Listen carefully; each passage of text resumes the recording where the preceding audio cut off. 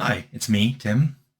I've gotten some great feedback on the dumb dialogue video where I talk about the origin of dumb dialogue being restrictions that I put on players in my original D&D campaign back in late 70s, early 80s. So I wanted to talk about why I like flawed player characters so much and why I think restrictions lead to better role playing and just better game playing in general. So after playing D&D in high school, I really got into GURPS in grad school. And that's where I first discovered disadvantages, which is in GURPS, things you can buy for your character that aren't good, but they give you more points to spend somewhere else. And I always wanted to do something like that. Fallout had traits which were good things and bad things glued together. The original Fallouts did. Then kind of lost that. I mean, backgrounds in Arcanum had some pros and cons. You could always lower stats. When I finally got to Outer Worlds, I realized I could leverage the same game mechanics or game code that we had in place for reactivity that was basically watching the player's behavior and events that happen to the player to make flaws. Flaws aren't really like disadvantages. Disadvantages you buy when you make your character and then you're required to play that way. Flaws work the other way. You would play a certain way, the game would notice and go, do you want this flaw? Take a lot of damage from robots? Maybe you have robophobia. Fall down a lot, take damage, maybe you get a fear of heights. So I really liked that because it made it more reactive. It made the game feel more reactive and it was watching you, and also it made sense. Hey, my player has nearly died 5 times to robots. Maybe I have a good healthy fear of them. This is also this whole idea I have of flawed characters came from a couple philosophy books that really influenced me, both by Joseph Campbell. One's called The Hero of a Thousand Faces, and the other was the book based on his PBS show about that book called The Power of Myth. And in both of those, Joseph Campbell talks about when heroes go on journeys, they face a lot of challenges, they learn that they're not perfect, they explore a new realm, they gain a lot more power or boons, and then they come back to the real world. I really liked that. I especially liked the fact that heroes had to come to grips with the fact that they were not perfect people.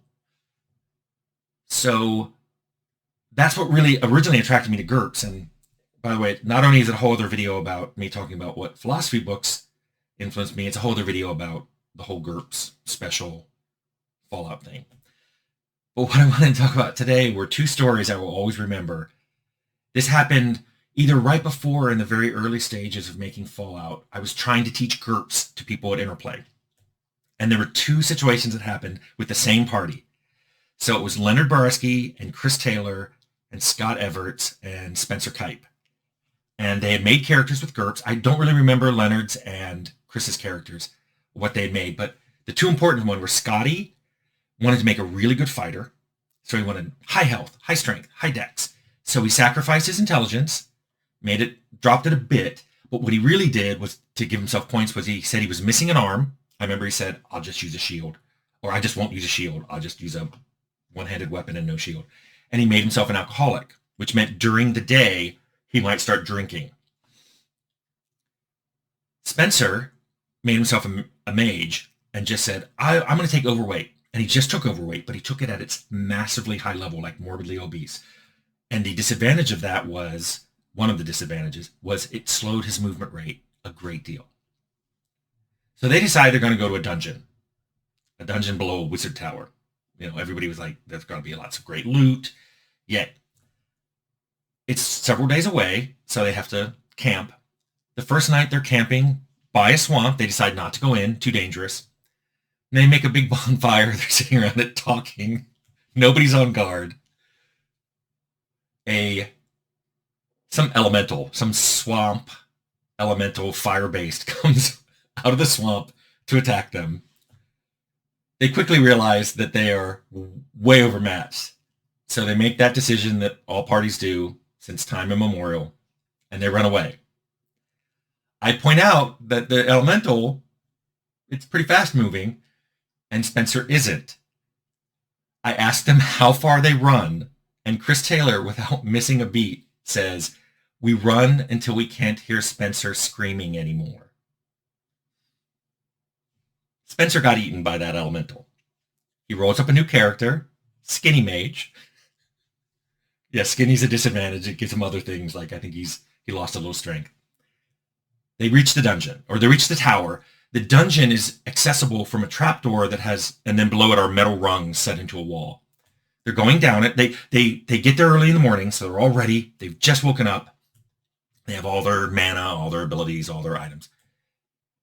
They're going down the rungs, and I say, hey, rungs require 2 hands. It says the rules. If you only use it one-handed, you have to make a dexterity check halfway to see if you fall. Now all of them put away their weapons and they go down 2-handed, but Scotty, he's missing an arm. So he says, I'll just make the dex check, but I've got a high dexterity. And he goes down, he makes the dexterity check, and they're in the dungeon. They do a lot of exploring. They find rooms. They find some loot. They find a few monsters. I think they found some blood-sucking vine, and a skeleton attacks them.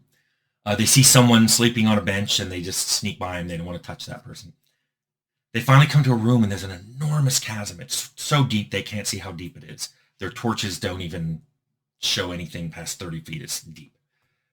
While they're sitting there deciding what to do, talking loudly, something rises up out of the chasm. They can't even see it all. It's so big. But it's really big. They see a giant beak here and a bunch of tentacles hanging down below it, which reach out. Scotty swipes at one, being the fighter. Turns out it's way beyond their ability. So once again, they decide to run away. They reach the rungs. All of them go up. Scotty's got to hold the monster off. When it's his turn, he's like, okay, I'm going to run up the ladder. I'm like, you're one-armed. I'll run up the rungs. And he said, I'll make a dex check. And I'm like, well, you've been down here a few hours and you have alcoholism. Have you been sipping from your flask? And he's like, I'm like, you need to make a will roll, which is based on your int. His int's low. His will's even lower. He misses it, which means he's been drinking, which means his dex is lowered. He starts up the rungs, misses his dexterity check, falls back, and the tentacles come down the hallway. Chris Taylor at the top slowly closes the trapdoor. Scotty got eaten. So what is the lesson from this? Flawed characters are fun. Flawed characters are very memorable. Flawed characters introduce a lot of extra challenges into the game that the player brought. I love it. I wish more RPGs had these kind of negative aspects to a player so that by the end of the game, you're not some god walking among the populace. I think it's fun. I think it's great. I think there's a ton more things that can be done in this space. I don't think in any way Outer Worlds is the end-all be-all what you can do in this space. And I'm looking forward to see what other people do. Anyway, I just felt like telling some stories today. Bye.